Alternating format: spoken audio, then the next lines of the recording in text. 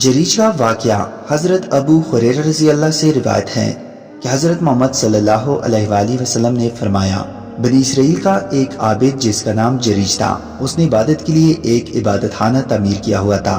एक दिन वो नमाज पढ़ रहा था कि उसकी वालिदा ने आकर उसको आवाज़ दी, ए जरीज मुझसे कलाम करो।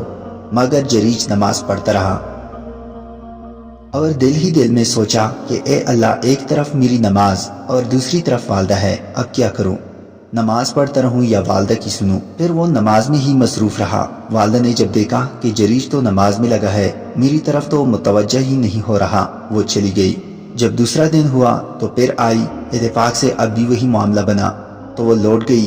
तीसरे दिन भी आई तो अब भी जरीज को नमाज पढ़ते हुए पाया। उसने आवाज़ देकर बुलाया मगर जरीज मुतवज्जा ना हुआ।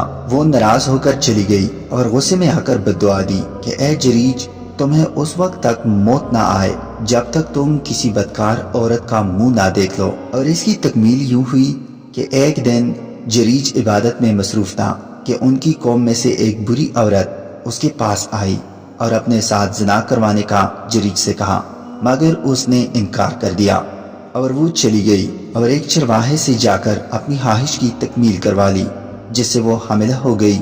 तो फिर जब उसने बच्चा जना तो कौम ने पूछा, ये किसका है? उसने जरीज का नाम लगा दिया। लोगों ने गुस्से में आकर इस आबिद को बहुत मारा और उसका इबादत खाना भी गिरा दिया। जरीज ने पूछा, भाइयों क्या बात है, तुम मुझे क्यों मार रहे हो? इस पर उन्होंने कहा, तुमने उस औरत के साथ बदफीली की है और उसने बच्चा जना है।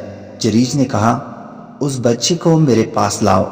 लोग ले आए। जरीज ने अल्लाह से दुआ की, फिर उसने बच्चे के पेट को हाथ से टूका और पूछा, या गुलाम, ए बच्चे, मन अबू का, तेरा बाप कौन है? तो अल्लाह ने उस बच्चे को कुव्वत गुयाई बख्शी।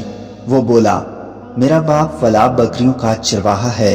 जरीज की ये किरामत देखकर लोग बहुत शर्मिंदा हुए और जरीज से मुआफ़ी मांगी। फिर दरियाफ़त किया कि अब बताओ, तुम्हारा इबादत खाना सोने का या चांदी का बना दें? तो इस पर जरीज ने कहा, नहीं, बस मिट्टी का ही बना दो। दोस्तों, इस वाक़ये से हमें यह सबक मिलता है कि वालिदैन के साथ हुस्न सलूक करना चाहिए और उनकी बद्दुआ से हमेशा बचना चाहिए। अल्लाह ताला हम सबको अपने वालिदैन के साथ हमेशा नेक सलूक करने की तौफीक अता फरमाए। आमीन।